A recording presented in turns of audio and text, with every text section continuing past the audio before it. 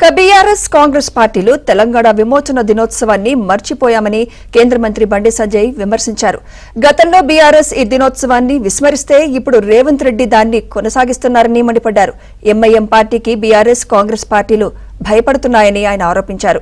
విమోచన దినోత్సవాన్ని జరపకుండా ప్రజాపాలన దినోత్సవంగా ఎందుకు జరపాల్సి వస్తుందో చెప్పాలని ఆయన డిమాండ్ చేశారు. ఎంఐఎం పార్టీ భయపడి తెలంగాణ విమోచన దినోత్సవాన్ని ప్రజల దృష్టి మళ్లించే ప్రయత్నం ఈ రెండు పార్టీలు చేస్తున్నాయి. ఆ పార్టీ అంటే వేసింది, ఈ పార్టీ అంటే వేసింది. ఎందుకు భయపడాలి? వాళ్ళ రజాకర్ల దళం పేరుతోని ఎంఐఎం పార్టీ ఉండేప్పుడు MIM party first MIM party కాదు, రజాకర్ల దళం వాళ్ళది. రజాకర్లకు అనుగుణంగా దళం ఏర్పాటు చేసినటువంటి వ్యక్తులు వాళ్ళు. దాని నుంచి బయటకు వచ్చిందే, సృష్టింపబడ్డదే ఎంఐఎం పార్టీ. ఇలా మొదటిదానికేమో అంతకుముందు విగ్రహాలు తర్వాత మళ్ళీ హైడ్రాలోళ్ళి, మళ్ళీ ఇప్పుడు మళ్ళీ విగ్రహాలు స్టార్ట్ అయింది. మళ్ళీ విగ్రహాలు స్టార్ట్ అయింది. ఎందుకంటే 6 గ్యారంటీలు వీకాలి. ఇక 6 గ్యారంటీలు పక్కకు పోవాలి.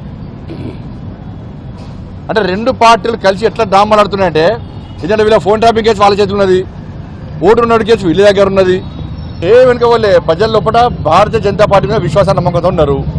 వాళ్ళిద్దరూ మేము 6 గ్యారెంటీల గురించి మాత్రమే మాట్లాడుతున్నాం. మేము వాళ్ళిద్దరూ లోపాయికార ఒప్పందం కుదుర్చుకొని బీజేపీని రాకుండా చేయాలని చెప్పి ఓల్కొని తిట్టుకుంటున్నారు.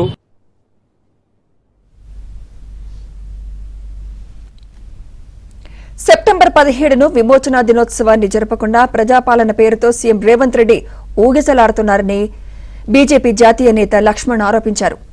ఎంఐఎం మెప్పు పొందడానికే కాంగ్రెస్ పార్టీ ఈ విధంగా చేస్తోందని ఆయన విమర్శించారు.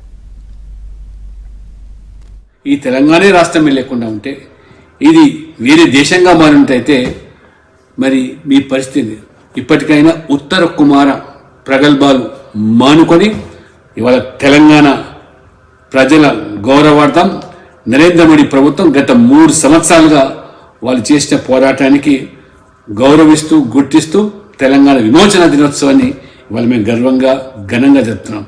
మీరు ఊగిసలాడుతున్నారు. ఇన్ని సంవత్సరాలు అధికారంలో దేశంలో రాష్ట్రంలో చేయలేదు. ఇప్పుడు రేవంత్ రెడ్డి గారు కొత్తగా మరి అటు ఇటు కాకుండా ప్రజా పాలన పేరు మీద ఇవాళ ఏదో సన్నాయి నొక్కులు నొక్కుతున్నారు. ఇది మస్జిద్ నొచ్చుకోకుండా దానికి మస్జిద్ మెప్పు కోసం ప్రజా పాలన అంటున్నారు మీరు. ఇవాళ ఆ రజాకార్ల రాజకీయ వారసత్వం ఉన్న పార్టీ మస్జిద్ కాబట్టే వాళ్ళ అస్థి పంజరాలు, వాళ్ళు చేసిన ఘాతుకాలు, అత్యాచారాలు, అరాచకాలు, దోపిడీలు, దొమ్మిలు వెలుగులోకి వస్తుందని చెప్పి మీరు గతంలో కానీ ఇప్పుడు కానీ మస్జిద్ మెప్పు కోసం ఊగిసలాడుతున్నారు. ఇది ఉన్న మీకు మాకున్న తేడా.